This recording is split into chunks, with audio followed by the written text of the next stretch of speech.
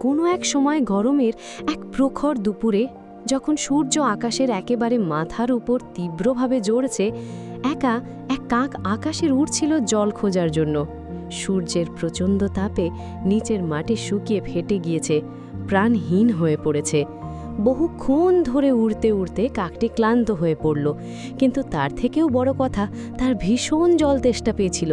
সে এক জায়গা থেকে আরেক জায়গায় উড়ে বেড়ালো, আশায় আশায় হয়তো কোথাও এক ফোঁটা জল পাবে। কিন্তু এ কি, কোথাও নদী নেই, পুকুর নেই, এমনকি ছোট্ট কোনো জলাশয় নেই।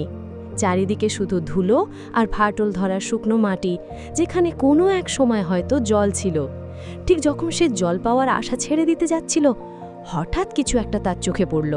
সে দেখল একটি মাটির কলস একটি গাছের ছায়ার নিচে রাখা আছে।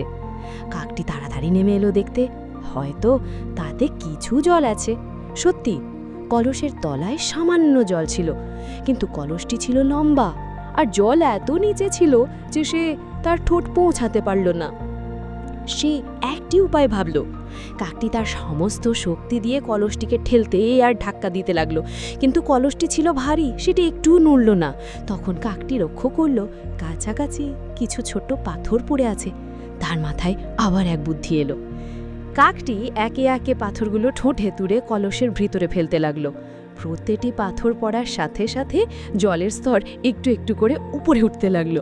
কাকটি ক্লান্ত হলেও জলের কথা ভেবে কাজ চালিয়ে যেতে লাগলো। আনন্দ আর উত্তেজনায় সে পাথর ফেলতে লাগলো, একটার পর একটা। ধীরে ধীরে জলের স্তর কলসের মুখ পর্যন্ত উঠে এলো। জল দেখে কাকটি আনন্দে ভরে গেল। সে জলে ঠোঁট ডুবিয়ে তেষ্টা মেটানো এক দীর্ঘ তৃপ্তিকর চুমুক দিল। সঙ্গে সঙ্গে তার শরীরে মন শান্ত হয়ে গেল। আকাশের দিকে তাকিয়ে সে খুশিতে ভরে উঠল এবং নিজের বুদ্ধির জন্য গর্ব অনুভব করল।